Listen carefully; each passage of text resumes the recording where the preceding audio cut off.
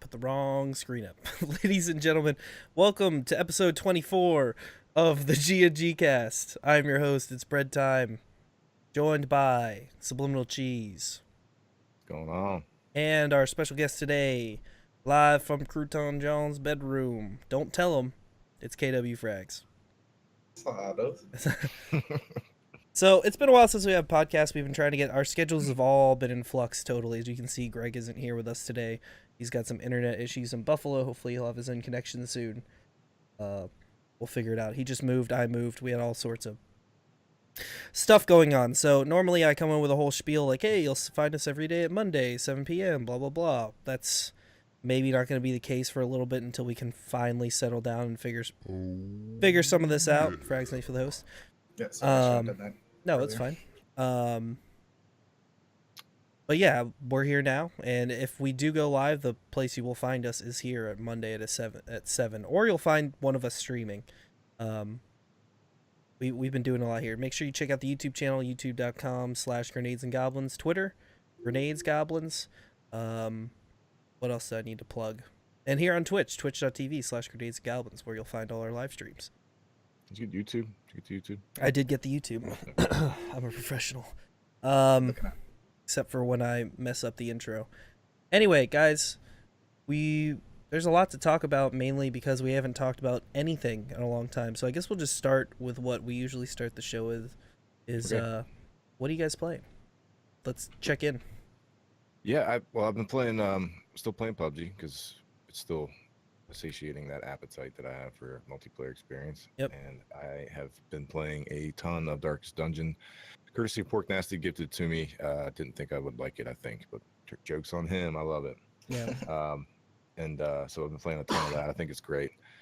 And then just a little bit of Colat for a video that I'm doing. And what else? I think I started the first couple of minutes of the new Long Dark story mode. Oh, you did start that? That's cool. Yeah. Nice. So I'm gonna check that out. Long Dark, a survival game that just came out of, actually released, full release, came out of early access. So you like to see that. A rarity these days. Yeah, one of the first survival games, right, that come out. Yeah, I mean, technically Minecraft is one, right? I mean, it is. It's one of the best survival games out there, I would say. Seriously. I was never super hot on it, but yeah, no, I agree with you. It is technically a survival game, but I would consider it more of a crafting and world building game, because that's how when I played it, that's how I played it. I never really played it, like, oh, here comes the creepers. They separate the modes. I've never played Minecraft. You can do creative, or there's survival mode and creative mode. So but the core game itself isn't exactly like the base game mode is survival. Okay. So yeah. But anyway, we'll skip over PUBG for now because we're probably going to talk about that a little longer. Fair but talk to me a little bit about Darkest Dungeon. Like, why do you like it? What is it? It popped up on a lot of streams last year in early access. It's got a really cool art style, really cool voice acting. With the DLC, I think. Yeah, recently came with the DLC, so I've seen some of that invigorate again on Twitch. But why do you like it? What's awesome about it? Well, it's a dungeon crawler. But it's like if Dark Souls were like a turn-based game, it's kind of how I keep comparing it to people. So you get like a bunch of different characters, they do different things, different traits, different skills, etc. So you go in, you take 4 at a time of your choosing into a dungeon, and you clear it, or boss fights, etc. Or try to, because once your characters die, they're gone, and it's very easy to go in with a squad and come out with nothing. So it's challenging, and it's a game that I wouldn't normally like on the surface, but once I got to learning it and figuring it out, it's one I'm really enjoying, and I'm going to continue to play it, hopefully to the end. I really, really, really like it. You try that DLC too, you think? If I get that far, I'd really like to. Yeah. I was lucky, like I said, Pork Nasty gifted me the game, and it came with the DLC, so like it's all there. I just need to keep at it. Shout out to Pork. Big shout. So you did talk about how it's super forgivable. I always have issue. You know, I've talked about at length how I don't like the Dark Souls games, or I just can't get into them. How do you get over that hump when you go into a dungeon, invest time, and then just come out with nothing? Are the victories like that sweet? Like, does it make the victories that much sweeter? Or? Because I, like you, have tried and failed at Dark Souls several times over. Actually, each one of the Dark Souls I've tried and failed at. So it's always a game that I think you could share this sentiment too. It's always a game I've wanted to like. That just never get over the hump. Yeah. And maybe I'm just not good enough to play it, and that's fine. But like that's what it is at the end of the day. Like you go in and maybe fail 3 times at this boss that you know you can beat. You learn something new each time, and then maybe that 3rd or 4th time you nail your roster setup, you nail your upgrades and your perks, and you beat the boss, and you upgrade your characters, you level your characters, you level the zone, and it's a great feeling. Let me ask. So if you lose a dungeon, can you go get more people and go back in? Do you have to? Is the dungeon then randomized again? Are the enemies back? Yeah, the game. That's actually a good question, because the whole game, be it loot, be it damage, be it your attack, the dungeons, it's all RNG. So you're at the mercy 90% of the time to RNG. Okay. And that can come down to just the trap that you come across or the loot you get when you kill a boss. So like if you go through the dungeon, lose the boss fight, your whole team dies, you make another team and go in, the rooms are going to be randomized, the random attacks will be moved, the loot will be moved, so it's all RNG.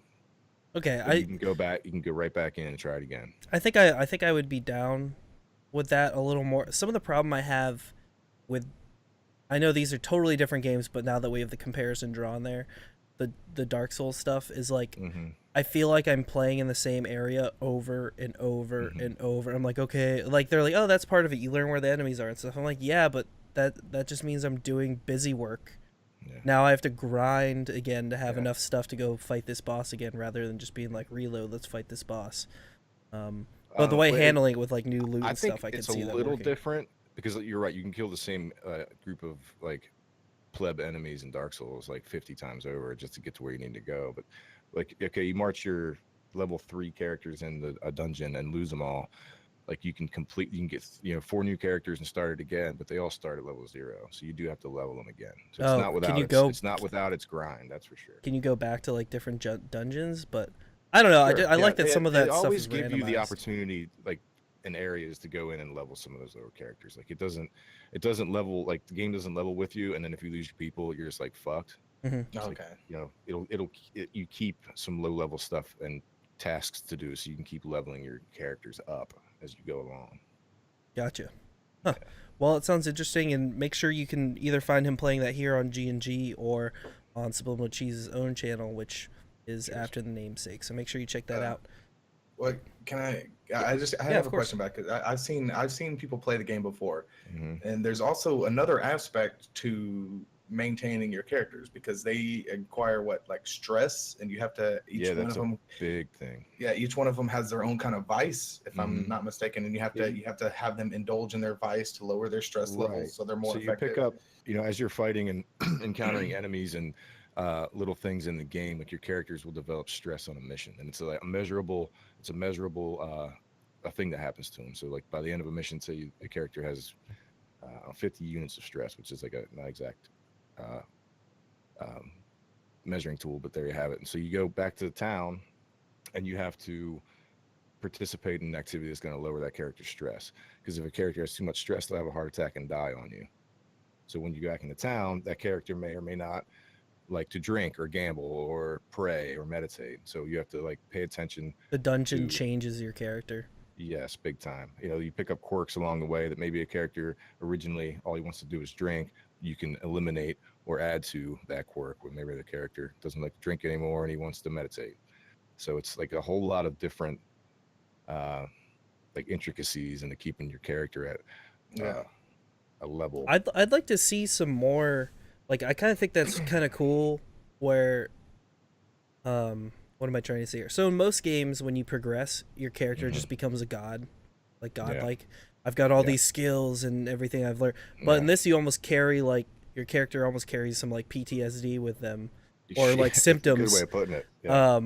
That, like, I'm sure they progress and get better, but now you've new problems to manage as they get stronger also, and I think that's kind of interesting. I'd like to see it in maybe a game that isn't like a turn-based game like this. It really adds a level of depth to like just about everything in the game. Like you can march your characters in, you're stacked bossed out characters, they get wrecked, you take half of them home with you, sure, but now they're all fucked up and you have to deal with that, which is time management and money management and the rest of your roster management. It's a lot, and but it's cool. It's not like the whole time it feels like, once you finally get it right, it feels like that's all rewarded, all that grind and headache. So I really enjoy it. Do you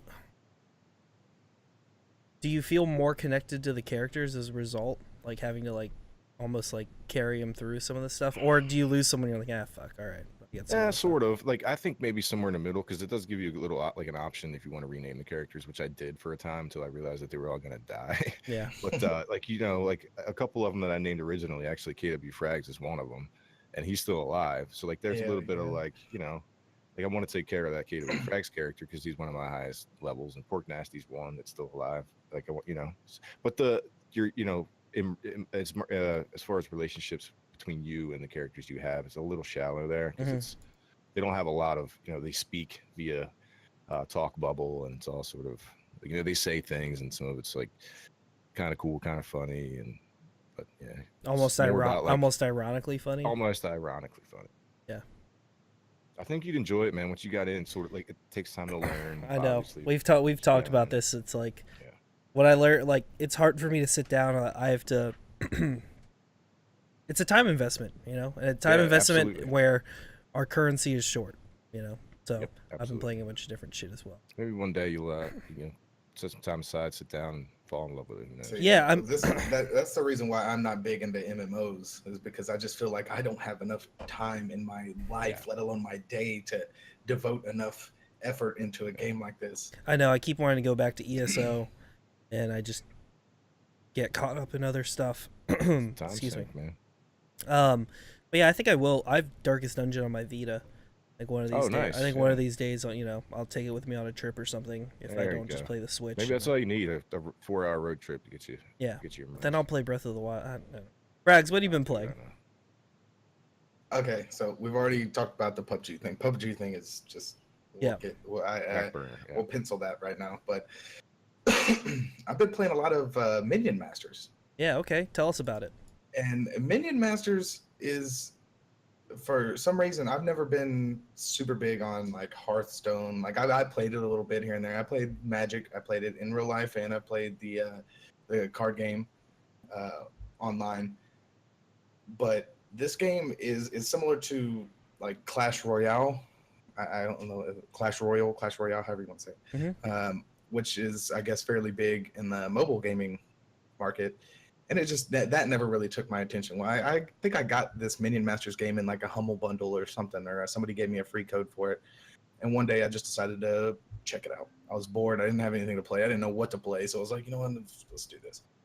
And it ended up being really fun. You have your Master E. There's 9 masters, and they sit on like a little pedestal on either side. And you have your play area and their play area.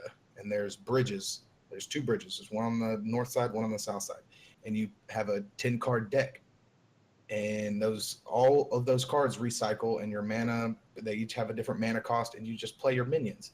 And there's a strategy behind it, because you have your tanky minions, you have your minions that your melee minions can't hit air minions, and vice versa. And there's such it's so weird. It's so strange, but it's just fun. It's fun to just sit there and play. And sometimes the longer you play, the more you start to realize, what's good and what's bad, what kind of what other person has built their deck around, and you can try and counter strat mid game. Yeah, exactly. And you're like, oh man, that's good, dude. But like a lot of times, like going into it, unless you're playing against the same people over and over again, you can't really build a deck to counter one thing. Because if I build my deck to counter this one huge push wave of minion that has a ridiculous range and is flying, so my if I build for that, then the person that has a lot of low cost minions and just keeps sending stuff, that's not going to work for me.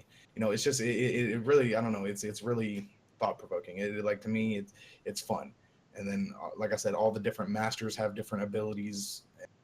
I don't know. I know I've talked to you about it, Brett, and I've tried to get you to play it. I actually have a few codes for it because if you link your Twitch account to it, every few games or whatever, if you win a game, it'll pop up with a free code for your That's followers. actually really cool. Oh, that is neat. Yeah, you gave it to me. It's one of those things I haven't had a chance to get into yet. Yeah, I've watched you play a few times. And it's really neat. And they have like, the little featured streamer thing that pops up. And yeah, I saw that too. That's cool as fuck. Yeah, dude, it's real neat. And a lot of times when I am playing, a lot of people that come and watch me already have the game. Mm-hmm. So I feel like out of the 4 codes I have, there might be one of them that's used.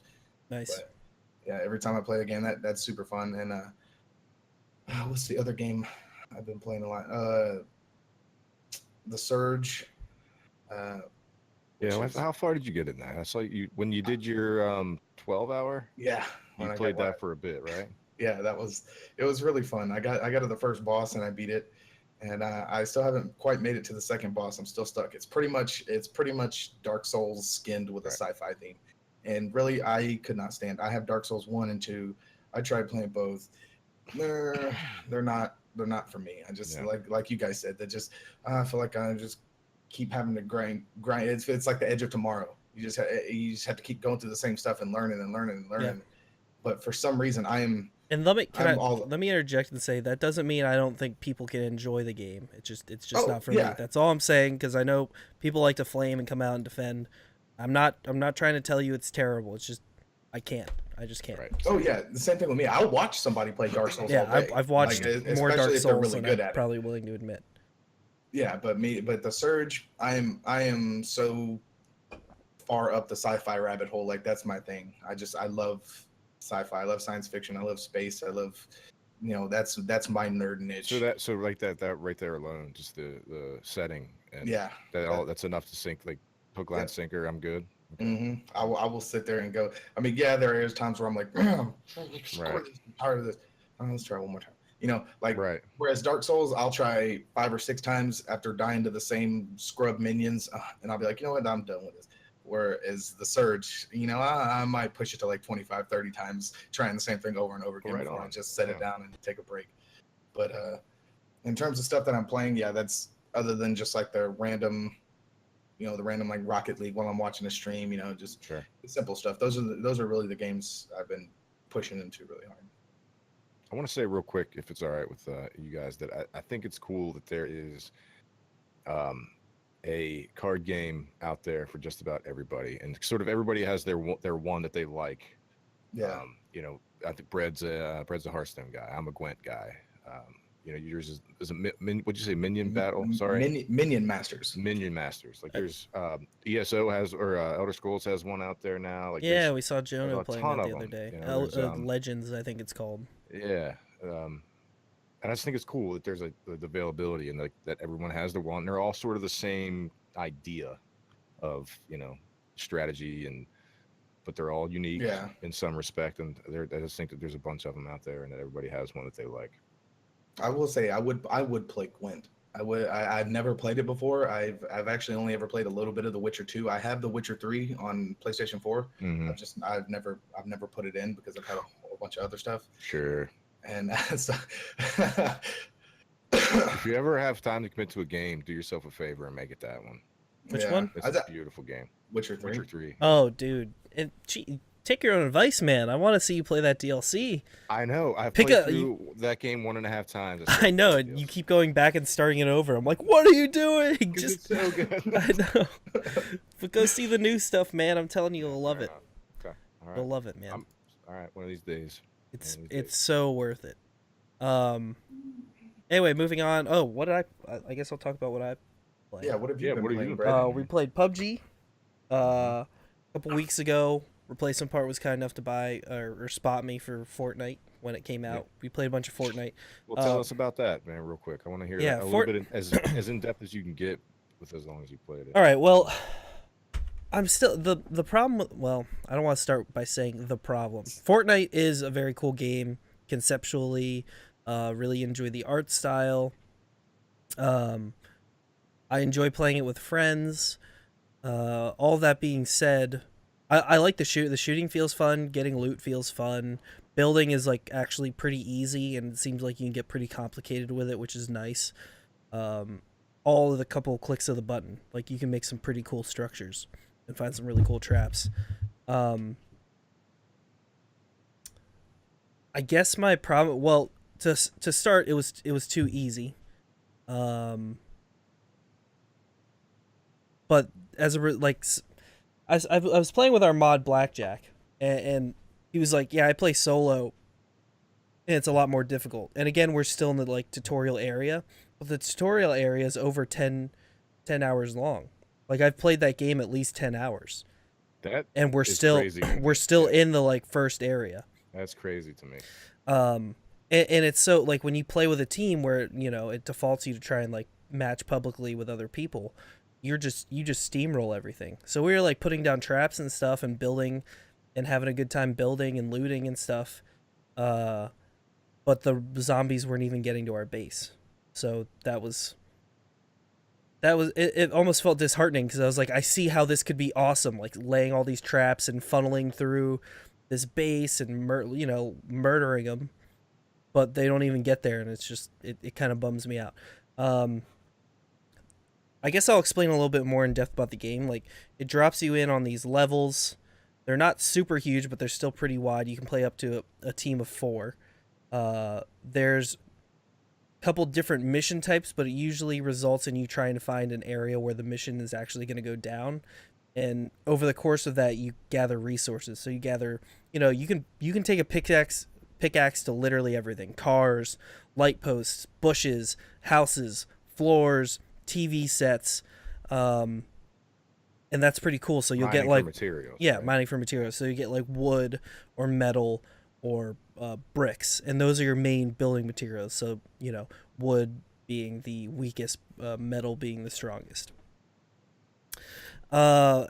Once you find the area you need to defend, you'll build a base, and then basically you can activate the waves to start coming in. Waves of zombies will start coming in from a bunch of different directions or one direction, and you have to defend your base for a certain amount of time before you get exfiltrated.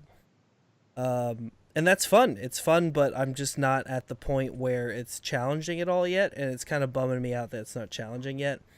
And I'm worried that since this game is going to be free to play when it comes out, it's $4 early access right now, that once it starts getting difficult, we're just going to hit a paywall and that's going to be it.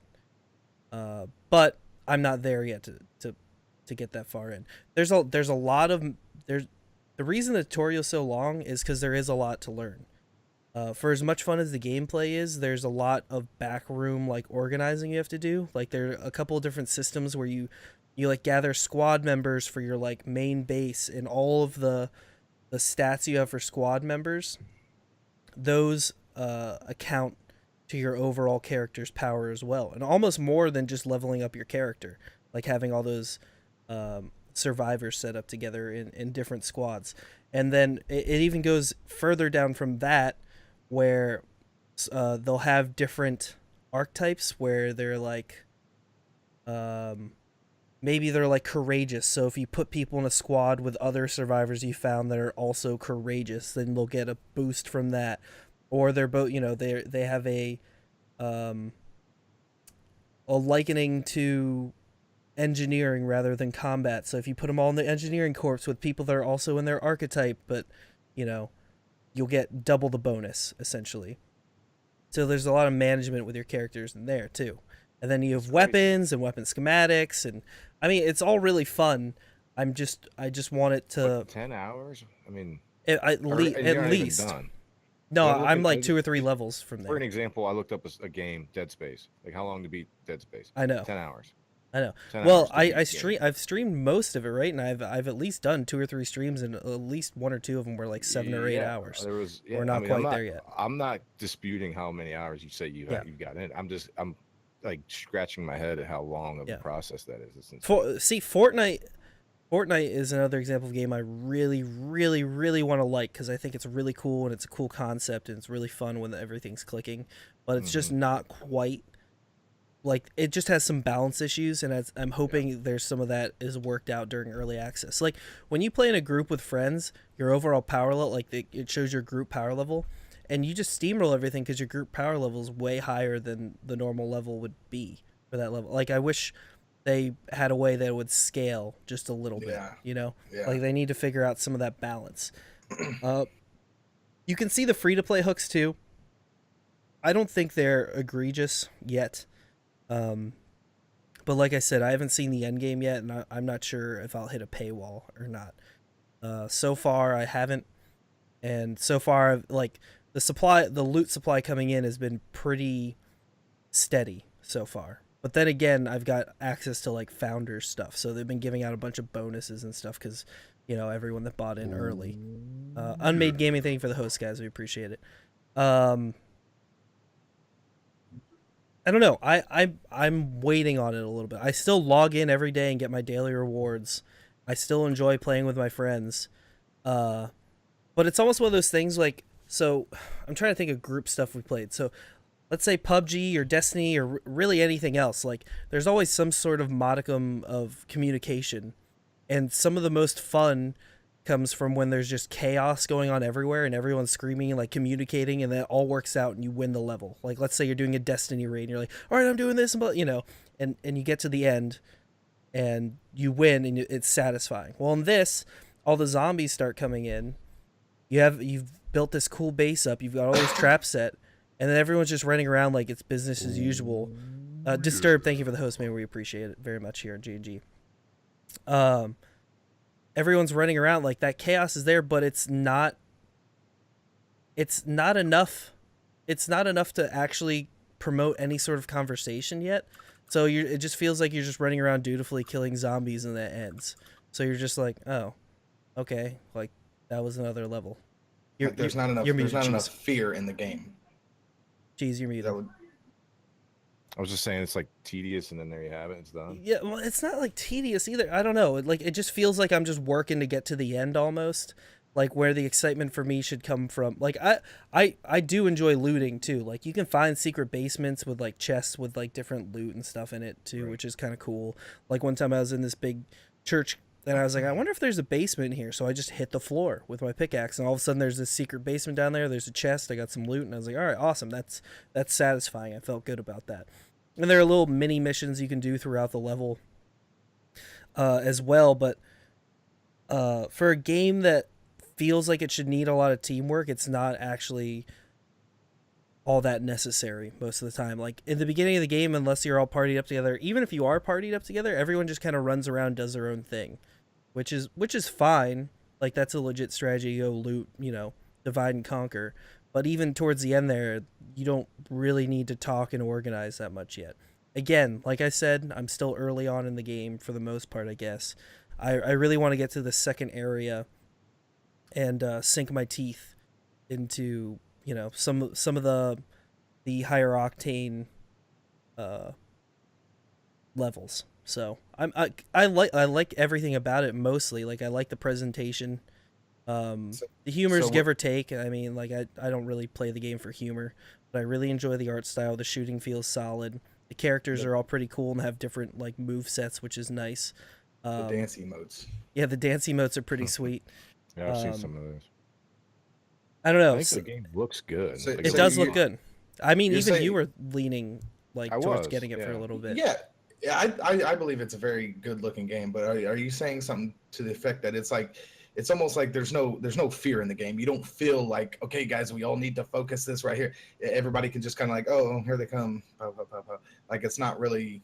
Yeah, that's all it feels like right now. But like I said, it just feels like it's taking a long time to get to where I want to be, like where I feel like the potential of this game lies. You know what I mean? It's taking so long to teach us every single little thing, which it kind of needs to do to some extent, because there are a lot of different systems working there.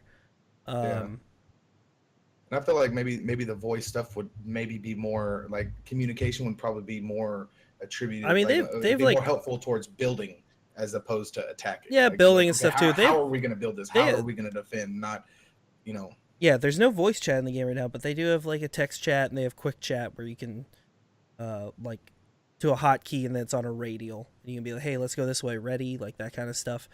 I mean, it's fine. I'm just, I would encourage you, if you haven't pulled the trigger yet on it, maybe just wait, see how this keeps, like, the development of it keeps going. It's in early access right now. I don't know what their long-term plan is for it yet, but it's going to go free to play, and I think that'd be a good time for everyone to jump in on it and see what it's all about. I'm still enjoying it. I'm gonna give it another, go in there and give it more of the college try. I still log in every day, because there's something there that is compelling. Like, it is really fun. Like, I just want to build a really kick-ass base and then defend it from zombies. That's just such a simple, like, awesome concept. And I'm ready for it. It's like, And it's fun too. It's fun to watch. It's fun. If like I a may, I'll use Dark Souls as another, like, just example. It's got absolutely nothing to do with Dark Souls, but, like, on one hand, you've got that game where it teaches you and shows you absolutely fuck all. It's like, here's the game, put it, plug your controller in and play this shit, figure it out, or fuck off. And then this game's like, well, let's spend 14 hours teaching you how to play. Yeah, I almost wish some of that stuff they just let you try and figure out on your own. Yeah, I think, or let the community hash it out. I think that's a current. That's a huge trend though in a lot of games nowadays. There's a lot of hand holding going on, but I think you've already touched on that a while back, and I think that's just that could be just a part of that. Like some people are going to complain because they don't know how to do anything, so we got to show them how to do everything. Yeah. Type of deal. But you have your hardcore games and you have your games like that. I mean, it's free to play, so literally anybody can play it. All they got to do is download it. So. They probably do that as a catch-all just because. Yeah, I guess that's not the first time we've seen that in free-to-play games. We did. I don't know if I ever edited that video. We did a free-to-play Air Mech. I think it was Air Mech. I can't remember what it was called, but it was like, usually we record for about an hour or two. Call it good for the blind date, and post the video and edit it, etc. But it was like an hour and a half, 2 hours into that recording, and we still hadn't finished this tutorial. And we all just kind of looked at each other or whatever, or if you will, and said, fuck this. And bounced. Yeah, and bounced. So I don't think I was there for that one. That's funny, though. Moving on from Fortnite. I'm cautiously optimistic about Fortnite. Fair enough. I know a lot of that sound negative, but it's just stuff that I want to see change. I know a lot of people, if you go to the Fortnite subreddit, a lot of people are posting. A lot of the posts seem negative, but I think it's because everyone wants it to work. So, like, everyone wants that game to succeed because it is compelling and it does look so cool, and it is fun when everything's clicking. So, check out Fortnite. Anyway, I also recently got a Nintendo Switch, which I've been obsessed with. If you guys have watched any of my live streams, and I have. I haven't even looked how many hours I have in Zelda so far, but I've got a decent amount now, and it looks so fun. It is fun, man. I'm not even a huge I like Zelda, but my real extent of fandom with The Legend of Zelda was playing as Link in Super Smash. I liked Ocarina of Time, I liked Majora's Mask. Jono, thank you for the host. I liked all the I didn't play them. I played them somewhat, but I would sit and hang out at my friend Matt's house, who had the N64, and I would sit there and watch him play. It was Twitch in the 90s. I would sit at on my friend's couch and watch him play Legend of Zelda, Ocarina of Time, and it was awesome. I thought it was really cool, but I just didn't have the time to sit there and play it for 8 hours because it was his, obviously, and his save file. But this is the first one. I went back and played Ocarina of Time again when I was older, but this is the first one I got in basically at the ground floor and was like, all right, let's fucking do this. And holy shit, man, it's awesome. I'm just so impressed by this little thing. I'm really surprised. Frames drop here and there. Every once in a while you'll see something if it gets really, really busy, but its performance so far has been really good. Talking about the game itself, it's very expansive. It's huge. The map is huge, and for as little there aren't that many towns in the game. They're around and there are places to see. The difference in geography combined with like how they just pepper in little things to do almost everywhere. Like you're not going to go a lot of distance without finding something to do or seeing something like, oh, let's go check that out. It's awesome. It's awesome. And there aren't like traditional dungeons in this game. They have shrines. There are like 120 of them, and it almost feeds into the like ADHD nature of today's video game world, where you go into a shrine. I think the longest I spent was an actual trial, and it took me like 20 minutes, 25 minutes. But other than that, like they take you 5-10 minutes, then you're in and out, and then you're exploring in the world again, and you get a little piece to. Once you complete 4 shrines, you can either increase your hearts or your stamina. And it's awesome. So you're like in and out, and then you're off trying to find something else that's really cool. Or you find a stable, and there are people there that have missions for you. And the way they do missions, I think, is really smart. Like they guide you slightly. Like they'll give you hints about where things are, or like they'll show you a picture, or they'll give you a map marker in the general area or something. But it's not like Skyrim or The Witcher. Or most RPGs this day, where you just have a map marker and you run to it. Like there's still that element of like, oh shit, I gotta figure this out. And at first I was like, oh fuck, like I have to figure, like, oh man, that's gonna take time. And I was like, you know what? I don't care. Like there's so much stuff I'm gonna find on the way. Let's go figure this out. And it's awesome. It's a little bit less non-linear, I guess I would say, than some of the other modern RPGs. And the fact that you can climb everything is liberating. Like, I remember playing Skyrim when it first came out, and everyone would try and, like, glitch their horse or, like, climb up the side of a mountain so they didn't have to go through these paths that they would funnel you through. But in this, it's like they really can't funnel you because you can just go anywhere. So you really do have that, Really cool. you really have that express feeling of freedom. And the go ahead, Frex. No, I was gonna say, you said like a lot of the missions and a lot of the puzzles and stuff, they don't take a whole lot of time. Mm-hmm. That right there, that's what kind of endeared me to a lot of the other Zelda games. I know that, and that's the thing too that people love, and it's weird. Yeah, it's weird. Like they love that, you'd go to the water temple, or and it would take a long time to figure out all these puzzles. But they having to wait 20 minutes for that dude to just move out of the way. So yeah, the freaking whale. Well, they almost. I don't know what it is, but like even some of the longer quest lines, they figure out ways to make the longer quest lines streamlined. No, they're streamlined, like, but it's like a bunch of steps, so you've got to, it still feels like it takes a long time, like just like if you were going to do a dungeon or something, but you're just breaking it up into pieces, and it's kind of and it feels good. It really does feel good. But the puzzles, are the puzzles still like clever enough? Are they still? Well, yeah, I think they are. It's a little bit of both. Some of them I go in there right away and I'm like, oh, I know what to do. I know exactly what to do, because you actually have this thing called like a Sheikah Slate, and it's got like you've got these powers of magnetism. So if you go into a room, you see a bunch of metal objects, you're like, all right, so we're gonna be messing around with and usually the name of the shrine, they'll have like some sort of like tagline or something. And that gives you a hint of what it's going to be about. I guess my worry is that when I do finally get around to buying a Switch and playing the game or whatever, that it's like I've been keeping myself away from too many spoilers about the game. Like really, like all I really need to hear is it's fun, it's interesting. There's a lot more shit to do. It's innovative for a Zelda game, but then at the same time, when you say stuff about how you're in and out of here and I don't know, I'm having mixed feelings about it. I don't want to play it and then be disappointed. I think I can comfortably say right now that it's in the lead for my game of the year. Comfortably. Like over Horizon, which I really liked. And Persona and like PUBG, all of it. I think it's comfortably ahead. It's very, very good.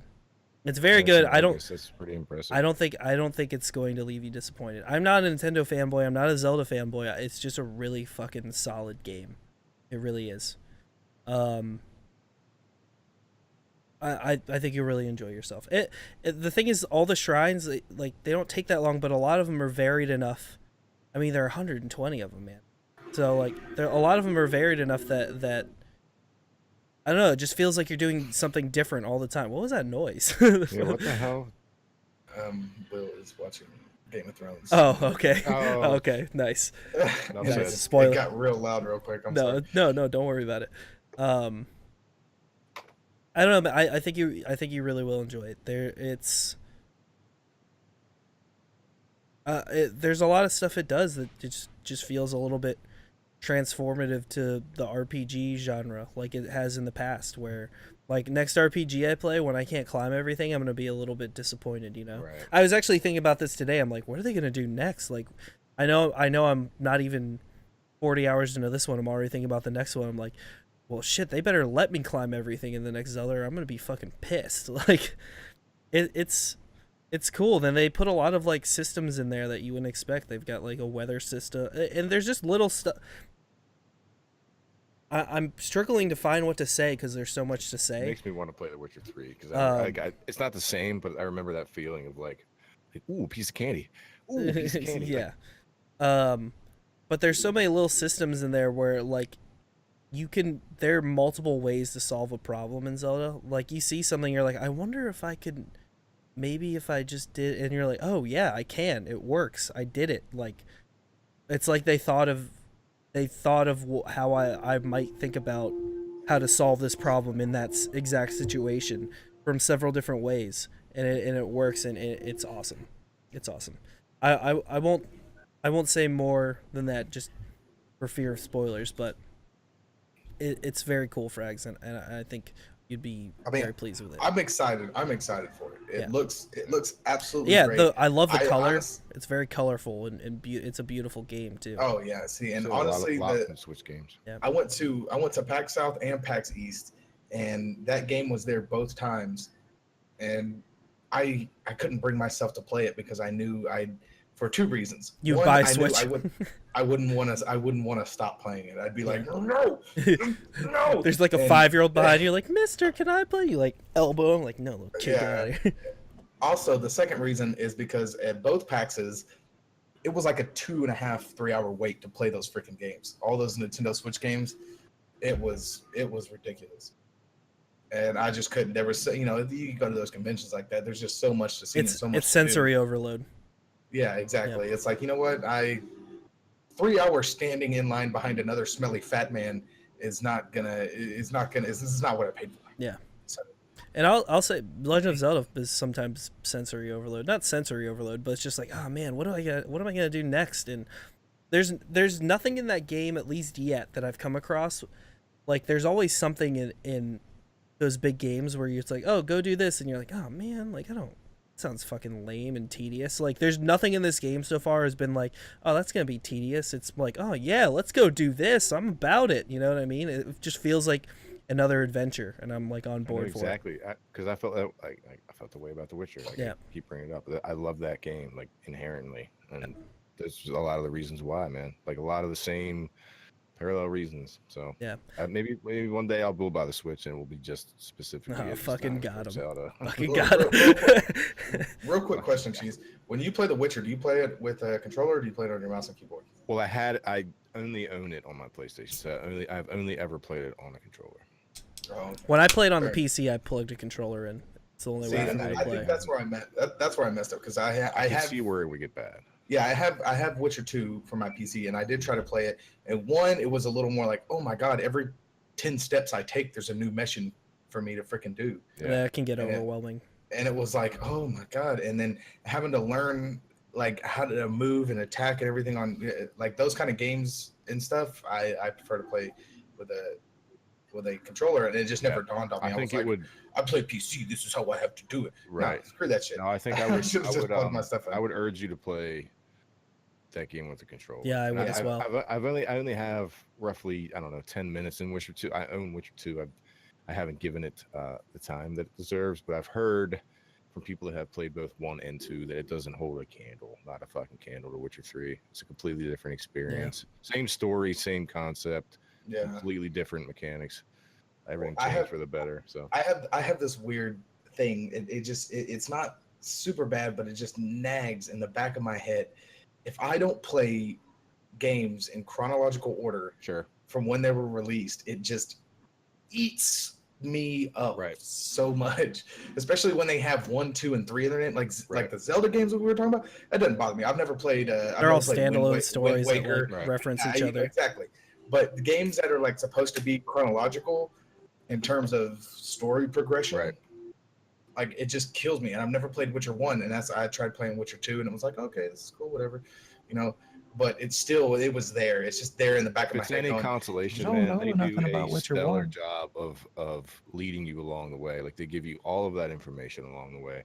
Actually, like your dialogue options and a lot of the conversations and missions in the game are like allusions to like the lore and the history, and like you make decisions in Witcher 3 that will like that's all in like a timeline. So like the decisions you make and the things you do, like the first couple conversations you have, are all supposed to like sort of make the Witcher 3 play as if you did play Witcher 1 and 2, if that makes sense. So like they do a really nice job, and I would urge you to give it a shot. And it was sitting on. I mean, now that I've moved and everything, I'm not breaking out the consoles until I actually finally, get situated on Right. my own. But yeah, it was sitting there on top of my PlayStation for the longest time. But I got into Horizon, and that's that. Anytime I wanted That's to play one console, I need to do. That's one I need to play. Yeah, me it was- too. I need to finish it. honestly, I wouldn't have bought it. But one night I was drunk and I just watched somebody play it on Twitch. It's cool, man. I- It's a fun game. I I've came, never been there. dude, I came Never happened downstairs to go to bed, and I turned Netflix. I was going to turn Netflix onto my PlayStation, and it was just like an ad for Horizon Zero Dawn. I was like, I'm gonna go ahead and buy it. Yeah. I bought it and just started downloading it. Went to sleep, and I woke up the next morning, went through all my whole thing, and then turned my PlayStation on and went, oh shit, yeah, that's right. I forgot I got a new game. Nice. Very nice. Yeah. What else? To put a bow on Breath of the Wild. I'll have more to say about it. So I have to sit down and think about what I want to say about it, because I'm pretty scatterbrained about it because there's just a lot to say. But it's very good, and I am honestly wanting to end the podcast right now so I can play my Switch. Anyway, lastly on the Switch, what I've been playing Splatoon 2, which is equal parts frustrating and awesome. It's more, from what I've heard, it's more of the same from Splatoon 1. You're like these weird race of like squid people, but they have these games they play. You spray ink all over the map. I just got a weird... Oh, okay, we're fine. I just broke everything. 1 second, guys. And we're good again. Oh, no, we're not. Son of a bitch. Yeah, we're good again, yeah. Was it? Oh, Splatoon. Yeah. So, the main game mode in the regular battle is Turf War, where it's like cover the largest percentage of the map, and it's fun to play a shooter that's not necessarily just built around fragging the other team. It's built around objectives. So, like, you could go the whole game just trying to avoid people and just painting the map, and if you do a good job of that, you'll win. And I think that's kind of like... It's the most Nintendo-ass thing ever. Like, how do we create a shooter without killing? And it's splatting in this game too, to be fair. It is, and you know what I really loved about I watched you play. Was it last night, right? Yeah, I played last night on stream. I was watching you play it last night. /Grenades and Goblins. And a person came in and said, "I just bought this game for my kids. Can you tell me how to play it?" And you did such a great job of explaining everything to a T about how you don't really kill. They don't really call it kills in this game. You don't really kill. You splat them, and the object of the game. Like, you did such a good game. It was the most professional thing I've ever seen you do. Yeah, and I just wanted to give you props for that. But well, you really knew your stuff about the game, and then you tried the ranked stuff, and it just like if I had a Switch, you would have sold me on it. Yeah, I'm not always the most eloquent when it comes to putting my thoughts across the table. I'm still getting better at that, but I feel like when it comes to games, like, that's one thing. Like, I'm not confident in a lot of things, but if you want to talk to me about a fucking video game I played for a few hours, like, I'll sit down and talk to you about that game and tell you about all the little bits and pieces. I could stretch this podcast out. We could still be talking about Fortnite if you let me. That's the problem with me, though. But yeah, Splatoon 2, it's like Cheese, you said, it's colorful. It's a very It's actually brilliantly colorful. Like I Yeah. was sitting It just is. staring at one point at the fucking the It's- stream, just mesmerized. That It's- was one of the things that person that came in and mentioned, said the ink is just so vibrant. Yeah, Like, it is. It's so awesome looking. It's fun. Like at its core, the gameplay is fun. The criticisms I have for it are mostly from a competitive standpoint. I mean, it's Nintendo; they're not trying to be super competitive. The problem I have with it is that they in the splash video they made for the Switch and Splatoon, they showed people playing Splatoon competitively, and the tick rate in that game is only like 16 or 20. And what that means is the amount of times the game communicates with the server per second. I mean that's in super layman's terms. Buck's probably screaming at his computer right now, but to put in perspective, I think like Counter-Strike runs on like 68 tick servers, unless you're playing like on private servers like ESEA or Faceit, which are companies that host 120, and people complain about 68. So what that means is like sometimes you'll have shots or something that don't seem like they're registering correctly, or it'll look like someone came up and just killed you just like that when you were putting shots into them because of some of that tick rate stuff. Or maybe you were getting a critical hit on your screen, but you really weren't when it's communicating server side. So something as low as 20 is almost unforgivable from a competitive standpoint. That can, But as I think they get away with it because of the nature of the weapons and the type of gameplay that it is. they get Is taking out an enemy player, and I won't say killing. splatting. What did you say? Splatting is. Jesus Christ! Is splatting an enemy player, that's as bad as killing. Is that incentivized at all through like along the way? Like you said, you can get by without killing anybody. Well, it's a little bit strategic, so it depends on the gun you have too, because some guns are better purposed for just spreading around a lot of paint. Like the one I use most of the time is good for spreading around a lot of paint. I get a lot of kills with it because I just know I have to get up close to get kills with it. Some guns are better for just killing people. The splatting people. Sorry. Nintendo, please don't DMCA me. The advantage of splatting people, then they're down. They can't be spreading paint, essentially. So that's kind of where it comes in. Like, do we take those guys out so they can't keep spreading paint, and then we can take over this area real quick? Or do I just run away, live to fight another day, and go to another area where I can start spreading paint? That's so it's sort of a tug of war. Like you try and it's like pick and choose your battles.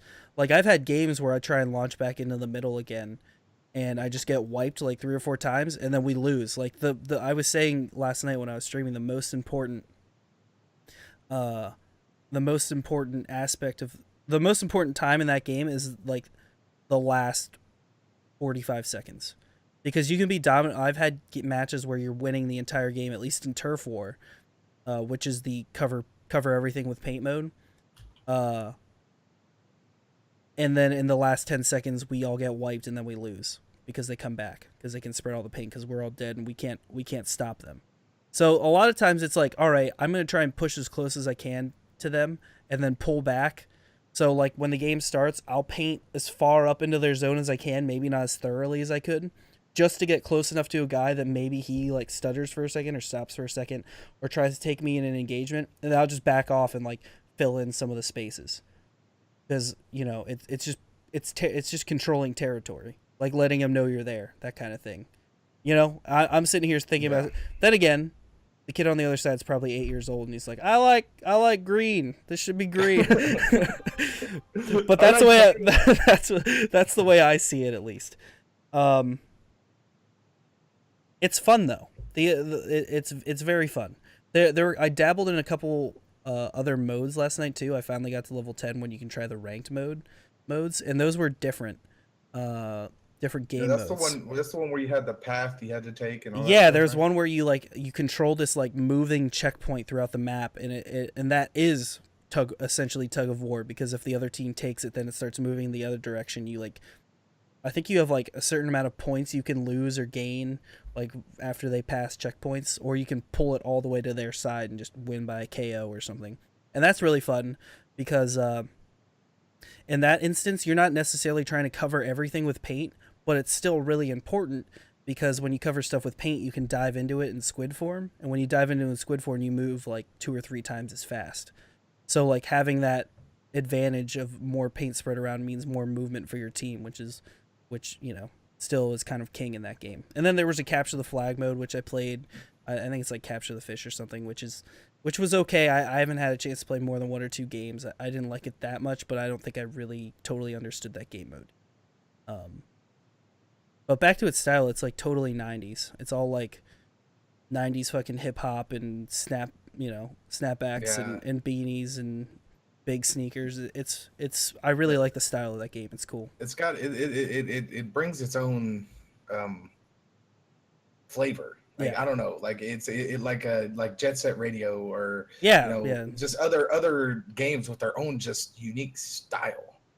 And it's so I like the look of it, and it doesn't seem like a game that I would just like invest a whole lot of time in. Yeah, like honestly, it seems like a game I may be able to play for. I'm glad 15, I'm glad minutes. you said that, because that's perfect. The games last like the turf war games last about like 3 minutes. So the other day before I went to work, I was like, I have 15 minutes. I played 3 games of Splatoon, snapped my Switch back in, then left and went to work. Like, and it was just like the perfect amount of time for me, to scratch that itch. Rather than boot up Zelda and be like, oh man, like now I don't want to leave, that kind of thing. Yeah, it's very cool. The other issue I have with Splatoon is that it's really obtuse in the sense of how to play with friends. Like last night, I was trying to figure it out how to play with one of our followers, Red Grims. Shout out Red Grims. He's been hanging out when we do Switch streams. And we couldn't figure it out. We kept launching in a private lobby, and then eventually he joined into my game.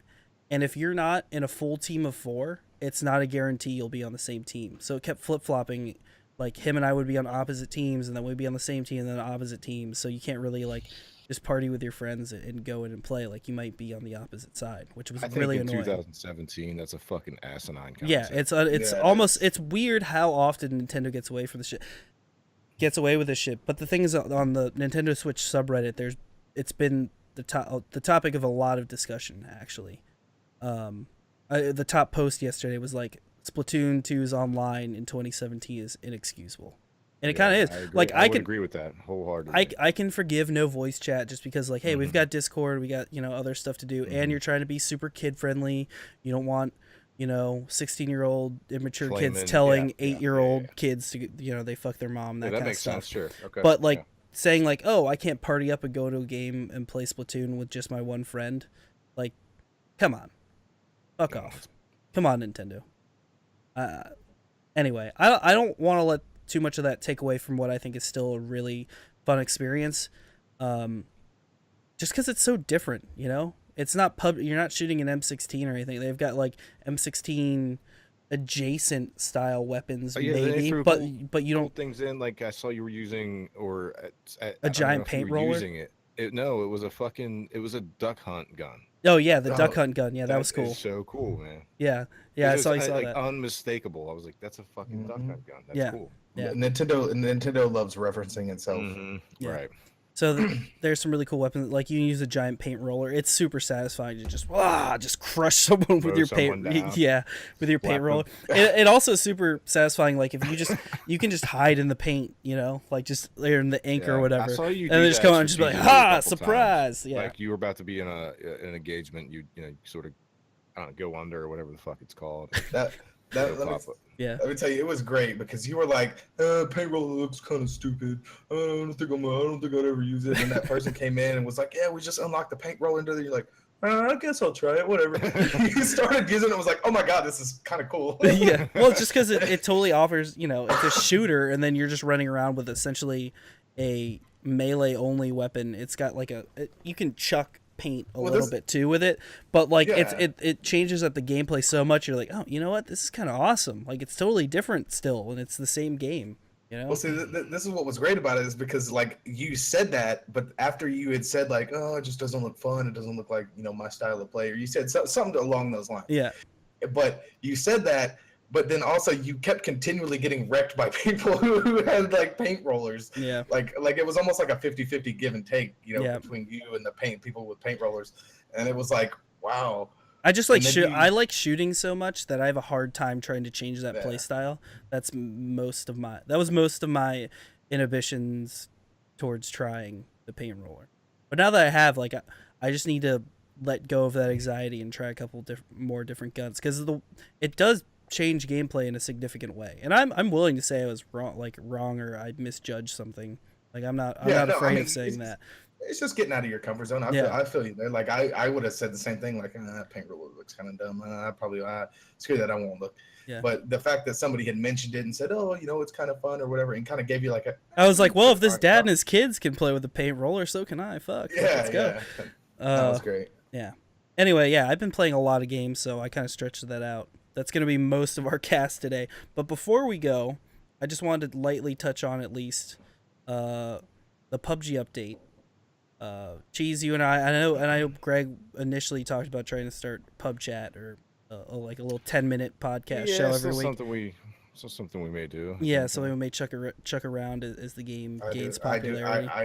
I personally have a PUBG topic that I would love to discuss more in depth when we have time. Yeah, of course. Well, first, we may have time for that today, because I just quickly want to touch on the update where they integrated for first-person only servers, both solo and duo. Through them, but they're extensive. It'd be a lot of reading. Yeah, I mean, they have like horn honking and like some other stuff. They changed some animation stuff that looks. I think the animations look pretty good so far.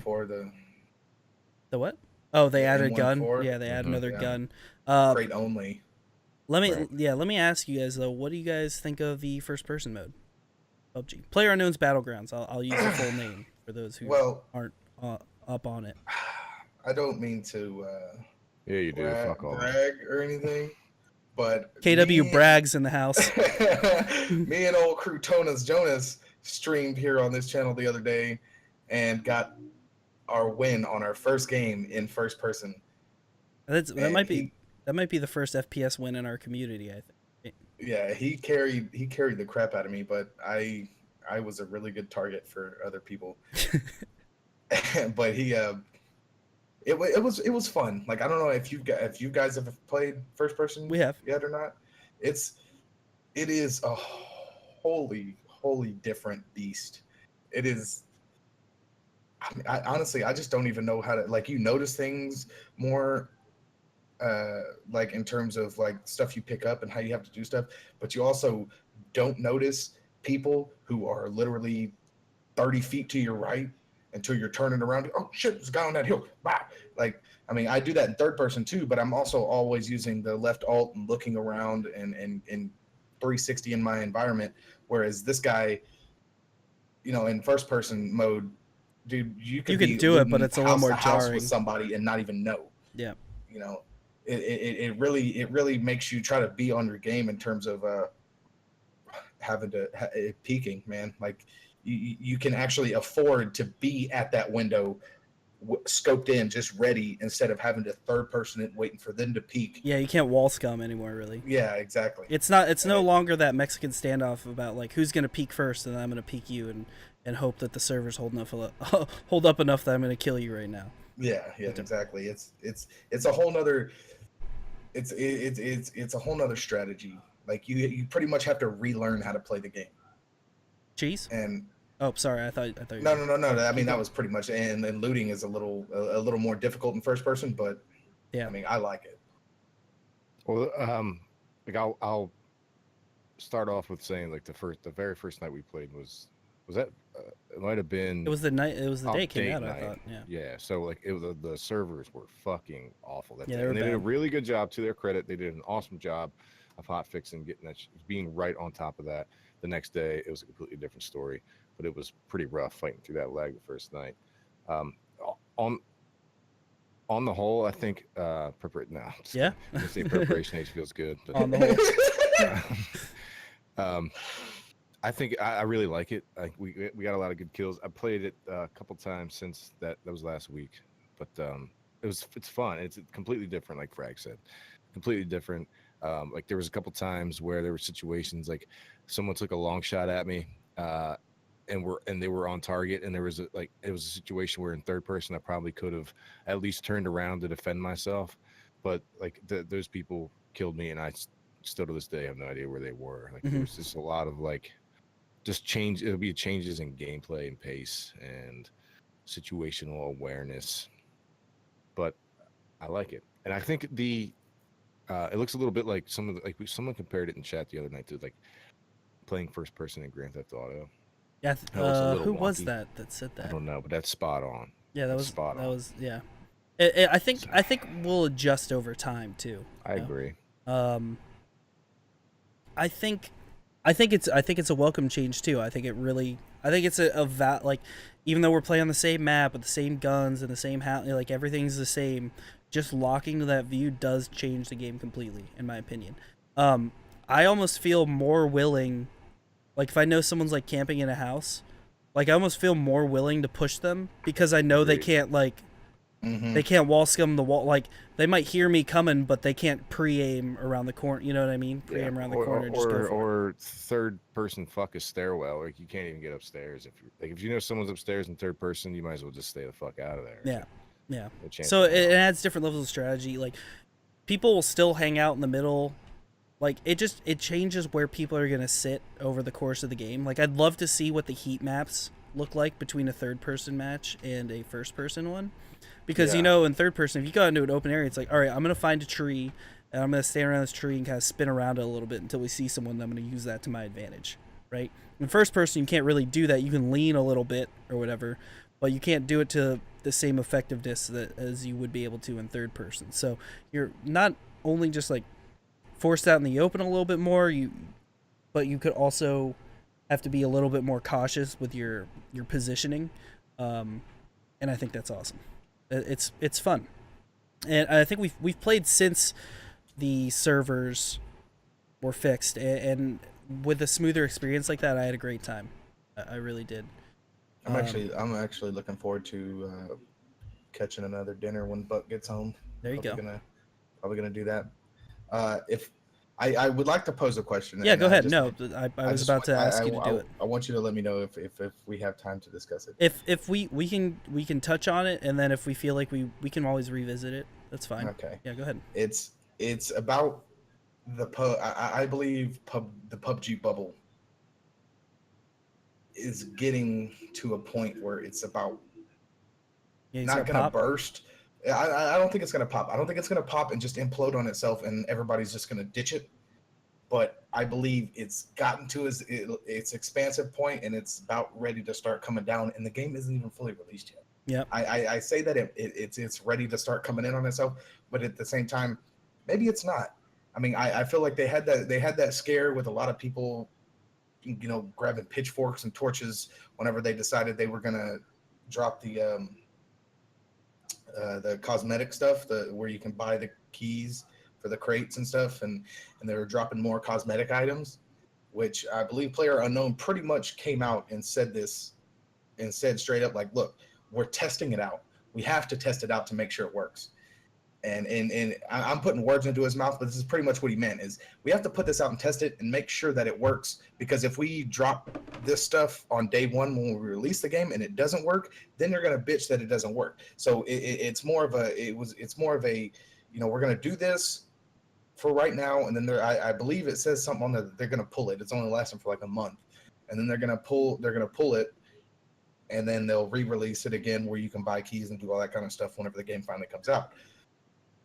But I mean, I'm for it. I didn't really have a horse in that race. But do you guys think that, is there a point in which this game is just going to plateau? Because still to this day, it's still constantly just ticking upwards. Like, and it's not even out yet. Has this ever happened in the history of any game before? Has there constantly been even in pre-release? Is it the game type? Is it the fact that this is the only battle royale game that has been built from the ground floor to be a battle royale game and not just a mod or an addition to another game? Like, at what point is this monster gonna stop growing?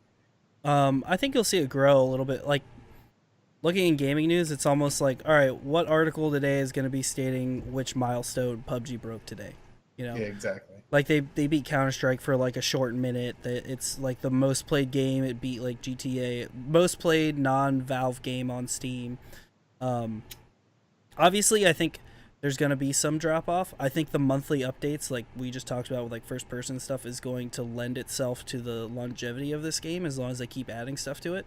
And then, you know, there are always people like me. I played it fervently for a really long time, and now I play like, you know, maybe twice a week I play a couple of games, but I'm not hitting it with the same high octane enthusiasm that I was when it first came out. And I think that's fine with them. Like, they don't need to be selling. They don't need to sell another 3 million copies again to be successful. Like, they're already there. They already have a monetizable base of. What's up? Okay, they already have like a monetizable base of consumers already. So, you, my dad is just, Dad, get out of here. Oh my God. Get out of here. They can't see you, so. All right, see ya. All right, anyway, back to the show. This is brilliant. Okay. All right. We're very professional here at G&G. Yeah, I'll yell at you later. All right. Anyway, I don't think they really need to worry too much. Even if it does plateau, they'll be fine. And all they'd have to do to get a bunch of people to come back is just pop a little more content out there. You know, just feed the beast just a little bit. Think about what's gonna happen when they release a new map again. Like when they start seeing it plateau, and they start or you know, they see it start going down, it's gonna be like, all right, let's push a new map out there because it's gonna get everyone right back in again, learning all of that again. Let's see, but that's the thing, is that like we already know it's coming. Like, and I feel like there might be a lot of people hanging around because they're like, it's coming. It's one of these updates is gonna have this map or whatever. But even though I say that, that's not why I'm sticking around. I'm sticking around because the game is fun. Yeah. And it like she said earlier, it satiates my multiplayer want to kill something, you know, itch that I always have. Even though I'm not super good at killing anything, but you know, I don't know. I just feel it's so weird seeing something like this. I'm sorry I cut you off. No, it's fine. I don't think we'll see PUBG necessarily die. I think it's gonna have a pretty normal rise, and then eventually, as all games do, it'll eventually fall, and then there'll be the hardcore base that stays around. But you know, games have longer tails these days, so you know, you still have people playing Destiny 1, for goodness sake.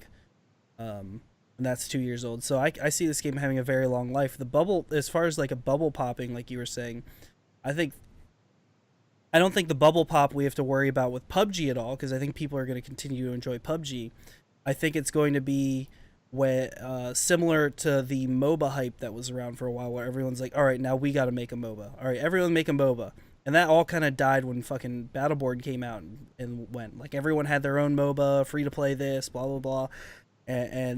And now you're not seeing as many of them come out. I know Gigantic just came out. I do want to try that, but it does. It looks fun. It looks fun, but everyone, their cousin, was making a MOBA, and now the next trend, and you'll see, you know, game development takes a long time. The next trend is going to be some of these battle royale modes. You saw, you know, H1Z1 was there. Everyone was on that. Now PUBG has obviously exceeded that hype level.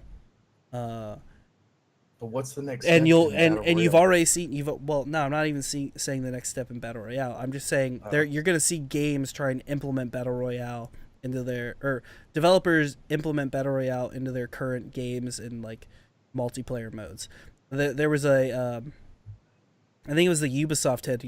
They asked him what he thought of it, and he's like, "Oh, you look at it and you definitely see." I'm putting words into his mouth. Like, you see a means for evolution. I mean, look at the Division. They already had like a survival type last man standing mode they inserted into there. So soon I think you'll see games come out, maybe not all standalone PUBG style games, but maybe that have their own modes that do that sort of thing. And eventually, like, people are gonna be like, oh, that's pretty sweet. They have their own twist on PUBG. Like, oh, that's pretty sweet. They did Battlegrounds, and it's like in the skin, like, you know, in a game I already like, oh, Far Cry Battlegrounds, that's pretty sweet. Like, I'm into that. And then eventually, it's just gonna be a point. We're gonna get to a point like a year or two down the line where it's just like, I don't really care. Just how it was with like Battleborn. Yeah, I guess. So I think I think that's when the bubble is going to pop, but I think PUBG is going to be alive for a very long time. Okay, so you mean like when it once the game mode and type gets oversaturated, that's when people are gonna start being like, you said it more eloquently in less words, but yeah, I think we're gonna see some oversaturation of the battle royale game mode upcoming in the next couple of years as developers try and take. There's gonna be some guy at the end of a boardroom table saying like, look at these sales, like why can't we get some of these sales? You guys should do, you know, and then they're gonna shove it into one of their games, and like someone. But sir, this is The Sims. I don't care. Put it in. Yeah. Super Mario Battlegrounds. Yeah. Exactly. Super Mario Battlegrounds, 15-tick servers. You can't play with your friends. Nintendo. Fuck that splash shit. We're killing people. Yeah.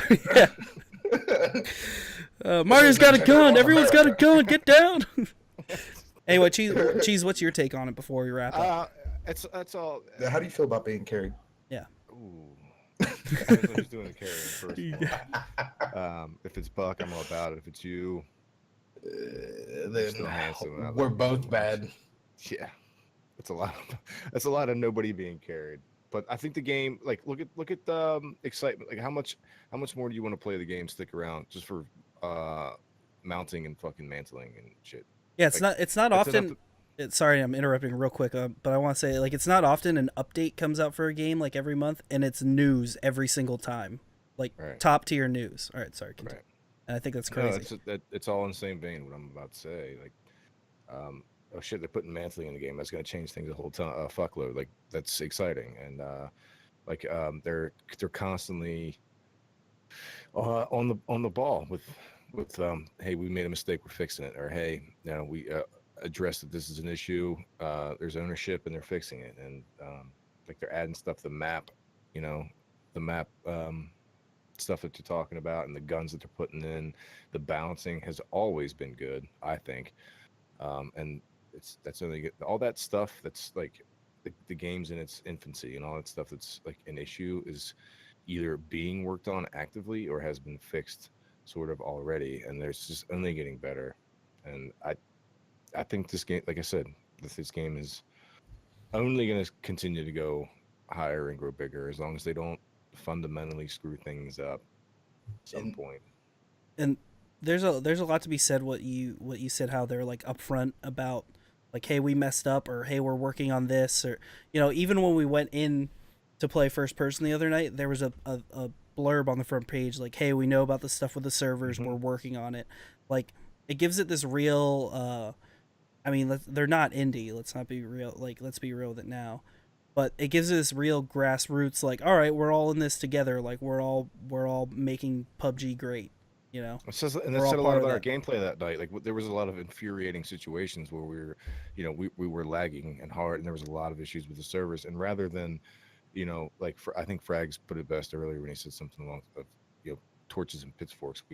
We rolled with the punches, and there was some, like, there was forgiveness there, and hey, man, like, yeah, like, they're working on it. Like, this is what it is. It's so cool. Like, that translates to a consumer and a gamer. I think I'll speak for our group that, like, when a company or a dev has that much transparency and builds up goodwill, just general ownership. Yeah. Like, that does build up goodwill, and that, I think that translates directly to your playing experience. Exactly. On the Battleground subreddit, this is where a lot of the pitchforking was going on. A lot of the people just losing their absolute minds over this monetization over skins and stuff happening. And I may be wrong from my previous statement. They may leave it in all the way up until thing, but whatever. Who cares? I have a problem making a huge hubbub over something that's like purely cosmetic like this, and it's optional. You know, it's just it doesn't change your gameplay at all unless they're putting full fucking ghillie suits in a crate. Like, it doesn't. Don't worry about it. Don't worry. Well, Like, people forget they're a business. They're in it to make money. So let them make money if they're going to want to. A lot of what people were flipping out over was that there was a statement made saying that we are not going to monetize anything until the game is published. Until this full game comes out, we are not going to monetize it. And that's what a lot of people were like, "You liar!" Yeah. And it just flipped out about it. But then, like I said, in so few words, actual player unknown said, "Look, we got to test it. If we don't test it, then you're going to complain that it wasn't right when it came out, and then we're going to have to redo it again. So we're testing the system to make sure it works." Yeah. And now he never once said that they're going to pull it. That's just my assumption, because there's an end date for the crates, the crates that you have to pay for and stuff. So I'm assuming that they're going to pull it. If they don't, then it could be like, you cheeky mother. Right. But at the same time, there's been so many goods, like you said, the how they're so upfront with what's going on, how they're so attentive to people, to when there's something wrong. They're just so on the ball with it and so transparent and so this is what's coming out every month. We're giving you a new gun every month. We're going to have a major update every couple weeks. We're going to have a slight update to fix a little code here and there. There's just so much going on that people, it just goes to show you can do 100 million good things, but that one little thing that a lot of people don't agree with, that's what they're going to hone in on. They're going to freaking attack it. And it just blew my mind, because this is such the perfect example is they said, hey, we're going to add a delay to the drag and drop and looting. The goal at that time, I think they said, was to just level the playing field, because there's a whole technique with dragging and dropping and how you're picking up items and looting. But did that last even 24 hours after launch before they were like, we got an overwhelming response and nobody likes this, like, we're taking it off, we heard you, it's gone. Yeah, like that fast. It was people complained, and then immediately, it was it's gone. Yeah. And I like cool. that they listen. That's important. Yeah, exactly. That's the point. Yeah, exactly. Great topic, Drags. I feel like we could get deeper into it, but we are now at an hour and 20 minutes. Cheese, I know you're going to stream tonight. Yes. Anything you're leaning towards now that we've talked about PUBG for an hour? Fuck now. Nice. So. Cool, man. Well, make sure you guys check out twitch.tv/boomlittlecheese tonight. Cheers, you'll see this up on YouTube probably tomorrow, depending on how much time I get. I'm going to work tomorrow, but I should have time in the evening. If I get it edited and up tonight, I should be able to schedule it for a post in the morning. So if you missed the beginning of it and you want to see the beginning of the show, make sure you go to that YouTube channel, youtube.com/grenades and goblins. Find us on Twitter, grenades, goblins, no and, because of character limit. Check out KW Frags on Twitch, an affiliate here on Twitch, and our very special guest. We appreciate you having on the show, man. Welcome literally anytime. Seriously. Awesome. Except when Greg's here. Greg doesn't like you. Anyway, moving on.